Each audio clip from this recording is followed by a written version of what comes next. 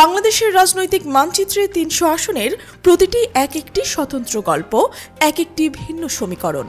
তবে কিছু আসনে যেন আগে থেকেই নিজেদের ভাগ্য নির্ধারণ করে রাখে, যেখানে ভোটের লড়াই ছাপিয়েও এক অদৃশ্য নাটকীয়তা কাজ করে। পিরোজপুর ১ ঠিক তেমনই এক আসন, যেখানে আগামী নির্বাচনকে ঘিরে এক জটিল এবং সম্ভবত আত্মঘাতী রাজনৈতিক খেলার মঞ্চ প্রস্তুত হয়েছে। এদিকে জামাত ইসলামী শক্ত ভিত্তি এবং অন্যদিকে বিএনপির অভ্যন্তরীণ কোন্দল ও জোটের রাজনৈতিক চাপ, এই দুইয়ের জাতাকলে পিষ্ট হয়ে আসনটির ভবিষ্যৎ নিয়ে তৈরি হয়েছে এক ঘোর অনিশ্চয়তা। স্থানীয়দের মুখে মুখে এখন একটাই প্রশ্ন, বিএনপি কি নিজেদের পায়ে নিজেরাই কুড়ুল মারতে চলেছে? আর সেই সুযোগে কি নির্বাচনের আগেই জয়ের সুসংবাদ পেয়ে যাচ্ছে আল্লামা সাঈদীর পুত্র মাসুদ সাঈদী? এই গল্পের শিকড় বুঝতে হলে ফিরে তাকাতে হবে বেশ কয়েক দশক পেছনে। পিরোজপুর ১ আসনে গল্পটি বরাবরই ছিল আওয়ামী লীগের একচ্ছত্র আধিপত্যের জায়গা। এখানকার মাটি ও মানুষ দীর্ঘদিন ধরে নৌকা প্রতীকের প্রতি তাদের আস্থা রেখে এসেছে। এই আসনকে আওয়ামী লীগের দুর্গ বললেও অত্যুক্তি করা হতো না। কিন্তু রাজনৈতিক খেলা সবসময় সরল পথে চলে না। ১৯৯৬ সালে জাতীয় নির্বাচন এই আসনের রাজনৈতিক ইতিহাসকে পুরোপুরি বদলে দেয়। সেবার দৃশ্যপটে আবির্ভূত হন আল্লামা দেলোয়ার হোসেন সাঈদী। নিজের একক কারিশমা, ধর্মীয় প্রভাব এবং বক্তৃতার জাদুতে তিনি আওয়ামী লীগের সেই ইস্পাত কঠিন ঘাঁটিতে হানা দেয়। ফলাফলে ঘটে এক অভাবনীয় রাজনৈতিক ভূমিকম্প। সব হিসাব নিকাশ পাল্টে দিয়ে তিনি সংসদ নির্বাচিত হন। এটি শুধু একটি আসনের হারজিত ছিল না, এটি ছিল পিরোজপুরের জামাত ইসলামের রাজনৈতিক শক্তির এক সুস্পষ্ট ঘোষণা। সাঈদীর এই বিজয় প্রমাণ করে যে এই আসনে দলীয় প্রতীকের চেয়েও ব্যক্তিগত জনপ্রিয়তা এবং ধর্মীয় আবেগ অনেক বেশি শক্তিশালী। সেই নির্বাচনের পর থেকেই পিরোজপুর ১ আসনে জামাত ইসলামের সমর্থন বাড়তে থাকে। আল্লামা সাঈদীর ব্যক্তিগত ইমেজকে কেন্দ্র করে একটি বিশাল ভোটের শ্রেণী তৈরি হয়, যারা যে কোনো পরিস্থিতিতে তাকে এবং তার পরিবারকে সমর্থন দিতে প্রস্তুত। এই ক্রমবর্ধমান জনপ্রিয়তার কারণেই পরবর্তী নির্বাচনে বিএনপি একটি কৌশলগত সিদ্ধান্ত নেয়। নিজেদের প্রার্থী না দিয়ে তারা জামায়াতের প্রার্থী আল্লামা সাঈদীকে সমর্থন জানায়। আপাতত দৃষ্টিতে এটি জোটের রাজনৈতিক অংশ মনে হলেও এর একটি সুদূর প্রসারী নেতিবাচক প্রভাব পড়ে স্থানীয় বিএনপির ওপর। নিজেদের প্রার্থী না থাকায় এবং জোটের প্রার্থীকে সমর্থন দিতে গিয়ে পিরোজপুরে বিএনপি কখনোই একটি সুগঠিত দল হিসেবে মাথা তুলে দাঁড়াতে পারেনি। তাদের কর্মীরা দ্বিধাবিভক্ত থাকছে, নেতৃত্ব বিকাশ হওয়ার সুযোগ পায়নি এবং দলের সাংগঠনিক কাঠামো দুর্বল থেকে দুর্বলতর হয়েছে। মূলত জামায়াতকে ঠেকাতে গিয়ে বিএনপি নিজেদের অস্তিত্বকেই সংকটের মুখে ঠেলে দিয়েছে। তবে এত কিছুর পরেও পিরোজপুরে বিএনপির একটি নীরব শক্তিশালী বিশাল ভোট ব্যাংক রয়েছে। দলের প্রতি আনুগত্য এই ভোটাররা বছরের পর বছর ধরে একটি সুযোগের অপেক্ষায় রয়েছে। তখন তাদের প্রিয় দল ধানের শীষ প্রতীকে একজন শক্তিশালী প্রার্থী দেবে এবং তারা তাকে জিতিয়ে আনবে। বিএনপির অনেক ত্যাগী নেতাও স্বপ্ন দেখেন আগামী নির্বাচনে এই আসনে জয়লাভ করে তারা একটি নতুন ইতিহাস সৃষ্টি করবেন। আওয়ামী লীগের দুর্গ ভেঙে ফেলার পর এবার জামায়াতের প্রভাব থেকেও আসনটি পুনরুদ্ধার করবেন। তাদের এই স্বপ্ন আর আকাঙ্ক্ষার পালে হাওয়া লাগিয়েছিল বেশ জোরে সোরে, কিন্তু সেই স্বপ্ন এখন এক কালো মেঘে ঢেকে যাওয়ার উপক্রম হয়েছে। আসন্ন নির্বাচনে ওই আসন থেকে প্রতিদ্বন্দ্বিতা করার ঘোষণা দিয়েছে আল্লামা দেলোয়ার হোসেন সাঈদীর ছেলে মাসুদ সাঈদী। বাবার মৃত্যু, তার প্রতি সহানুভূতি এবং উত্তরাধিকার সূত্রে পাওয়া জনপ্রিয়তা, এই দুইয়ের মিশেলে তিনি এখন ওই আসনে সবচেয়ে শক্তিশালী প্রার্থীর একজন। জামাতের সুগঠিত ভোট ব্যাংক তো রয়েছেই, এর সাথে যুক্ত হয়েছে নতুন প্রজন্মের ভোটারদের একটি অংশ, যারা মাসুদ সাঈদীকে একজন তরুণ নেতা হিসেবে দেখতে আগ্রহী।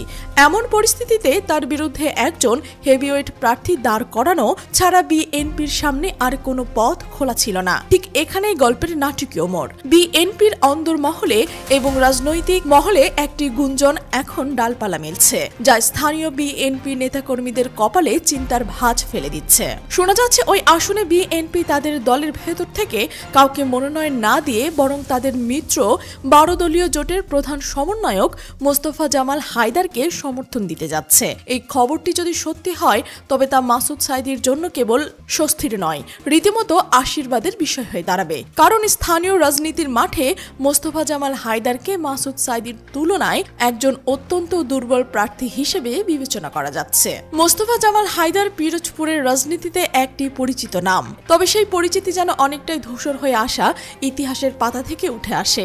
1986 সালে তিনি জাতীয় পার্টি থেকে ওই আসনের এমপি হয়েছিলেন। সেটা ছিল এক ভিন্ন যুগ, ভিন্ন রাজনীতি। এরপর দীর্ঘ সময় ধরে তিনি পিরোজপুরের স্থানীয় রাজনীতির সাথে প্রায় সংযোগহীন। স্থানীয়দের মতে বিগত বছরগুলোতে তার প্রভাব এবং গ্রহণযোগ্যতা দুটোই ফিকে হয়ে এসেছে। নতুন প্রজন্মের ভোটারদের কাছে তিনি প্রায় অপরিচিত একটি নাম। রাজনীতির মাঠে টিকে থাকতে হলে যে সার্বক্ষণিক জনসংযোগ এবং তৃণমূলের সাথে সম্পৃক্ততা প্রয়োজন, তার কোনোটাই তার মধ্যে দৃশ্যমান নয়। এর সাথে যোগ হয়েছে তার বয়স। প্রায় 83 বছর বয়সী একজন নেতার পক্ষে নির্বাচনী মাঠে ধকল সামলানো এবং তরুণ ভোটারদের আকৃষ্ট করা প্রায় অসম্ভব একটি কাজ। তার বিপরীতে মাসুদ সাঈদী তুলনামূলকভাবে একজন তরুণ এবং উদ্যমী প্রার্থী। স্থানীয়ভাবে মনে করছেন ওই দুই প্রার্থীদের মধ্যে কোনো প্রতিদ্বন্দ্বিতায় জমবে না। এটি হবে একটি একপেশে লড়াই, যেখানে বয়সের ভারে নুয়ে পড়া এবং জনবিচ্ছিন্ন একজন প্রবীণ নেতার বিপরীতে একজন তরুণ প্রার্থী সহজেই জয় তুলে নেবে। তাই অনেকেই মজা করে বলছে, বিএনপি যদি সত্যি মোস্তফা জামাল হায়দারকে মনোনয়ন দেন, তবে মাসুদ সাঈদী যেন নির্বাচনের আগেই জয়ের আগাম সুসংবাদ পেয়ে গেলেন। অথচ এই আসনে বিএনপির এমন একজন আছে যিনি পারতেন মাসুদ সাঈদীকে শক্তভাবে টক্কর দিতে। তিনি হলেন দলের নির্বাহী কমিটির সদস্য এবং সদ্য সাবেক আহ্বায়ক অধ্যক্ষ আলমগীর হোসেন। পিরোজপুরের রাজনীতির অঙ্গনে কান পাতলে শোনা যায় অধ্যক্ষ আলমগীরের নাম। যখন কেন্দ্রীয় রাজনীতির টানা পড়েন পিরোজপুরের বিএনপি অনেকটাই অভিভাবকহীন, তখন হাল ধরেছিল একজনই, অধ্যক্ষ আলমগীর হোসেন। কয়েক দশক ধরে তিনি শুধু দলের সাইনবোর্ড আগলে ধরে রাখেননি, বরং নিজের কাঁধে করে বিএনপিকে তৃণমূলের মানুষের কাছে বাঁচিয়ে রেখেছেন। ঝড় ঝাপটা হামলা উপেক্ষা করে তিনি দলকে সুসংগঠিত করেছেন। তার সবচেয়ে বড় শক্তি হলো সাধারণ মানুষের সাথে তার নিবিড় যোগাযোগ। গ্রামের চায়ের দোকান থেকে শুরু করে শহরের অলিগলি পর্যন্ত তার পরিচিতি এবং গ্রহণযোগ্যতা রয়েছে। তৃণমূলের কর্মীরা তাকে নিজেদের নেতা মনে করেন, যার কাছে সহজেই পৌঁছানো যায়। নিজেদের সুখ দুঃখের কথা বলেন।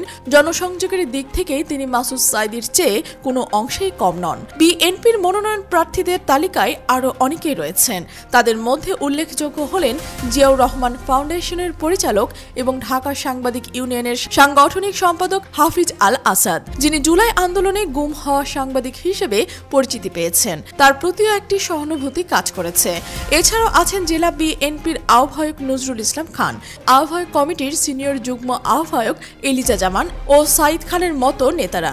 কিন্তু স্থানীয় কর্মী ও সমর্থকদের বড় অংশের মতো অধ্যক্ষ আলমগীর হোসাইন হলেন সেই ব্যক্তি যিনি ধানের শীষ প্রতীকে লড়ে মাসুদ সাঈদীর সাথে একটি হাড্ডাহাড্ডি লড়াইয়ের উপহার দিতে পারতেন। এই পরিস্থিতিতে বিএনপি একনিষ্ঠ সমর্থকরা এক গভীর হতাশা এবং ক্ষোভে ফুঁসে উঠেছে। তাদের অনেকেই বলছে, দল যদি এবারও স্থানীয় ত্যাগী নেতাদের মূল্যায়ন না করে, জোটের রাজনীতির স্বার্থে বাইরে থেকে একজন দুর্বল প্রার্থীকে চাপিয়ে দেওয়া হয়, তাহলে তারা সেই প্রার্থীর পক্ষে মন থেকে কাজ করতে পারবেন না। এই ক্ষোভ এতটাই তীব্র হয়েছে যে কেউ কেউ এমনকি বিদ্রোহের ইঙ্গিত দিচ্ছেন। তাদের ভাষ্যমতে দল যদি তাদের আবেগের সাথে বিশ্বাসঘাতকতা করে, তবে তারা হয় ভোটের দিন নীরব থাকবেন অথবা প্রতিবাদ স্বরূপ মাসুদ সাঈদীর পক্ষে কাজ করবেন, কারণ তাদের কাছে একজন বহিরাগত প্রার্থীর চেয়ে স্থানীয় প্রতিপক্ষ শ্রেয়।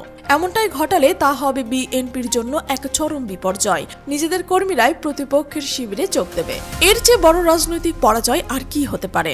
অন্যদিকে জাতীয় রাজনীতির বৃহত্তর প্রেক্ষাপট বিএনপিকেও এক কঠিন বাস্তবতার মুখোমুখি হতে হচ্ছে। সরকার বিরোধী আন্দোলন এবং আগামী নির্বাচনের জন্য তাদের বিভিন্ন জোট সঙ্গীকে নিয়ে এগোতে হচ্ছে। এই জোট টিকিয়ে রাখতে হলে শরিক দলগুলোকে প্রায় 40 থেকে 50টি আসন ছাড় দিতে হবে, এমনটাই শোনা যাচ্ছে। আর সেই সমীকরণের অংশ হিসেবে পিরোজপুর 1 আসনটি 12 দলীয় জোটের প্রধান সমন্বয়ক মোস্তফা জামাল হায়দারের জন্য সংরক্ষিত রাখা হয়েছে বলে ধারণা করা হচ্ছে। অর্থাৎ জাতীয় রাজনৈতিক স্বার্থ রক্ষা করতে গিয়ে স্থানীয় রাজনীতির বলি হওয়ার সম্ভাবনা প্রবল। সব মিলিয়ে পিরোজপুর 1 আসনে রাজনৈতিক আকাশ এখন ঘন মেঘে আচ্ছন্ন। এদিকে মাসুদ সাঈদীর শক্ত অবস্থান এবং জামায়াতের অটুট ভোট ব্যাংক, অন্যদিকে বিএনপির বিশাল সংখ্যক সমর্থন থাকা সত্ত্বেও ভুল প্রার্থী বাছাইয়ের আশঙ্কায় হতাশ ও বিভক্তি। যদি গুঞ্জন সত্যি হয় এবং মোস্তফা জামাল হায়দার হন বিএনপির জোটের প্রার্থী, তবে অধ্যক্ষ আলমগীরের মতো ত্যাগী নেতাদের কয়েক দশকের পরিশ্রম যেন বৃথা যাবে। তেমনি বিএনপির হাজার হাজার কর্মীর স্বপ্ন ধূলিসাৎ হয়ে যাবে। আর এই আত্মঘাতী সিদ্ধান্তের পূর্ণ সুবিধা নিয়ে মাসুদ সাঈদী যেন হেসে খেলে নির্বাচনে জয়লাভ করবেন, তা এখন পিরোজপুরের সাধারণ বাসিন্দাদের কাছে পরিষ্কার। নির্বাচনে ঘণ্টা বাজার আগে যেন খেলার ফলাফল নির্ধারিত হয়ে গেছে, আর বিএনপি নামক দলটি সেই খেলার দর্শক সারিতে বসে নিজেদের পরাজয় দেখা ছাড়া আর কিছুই করতে পারছেন না।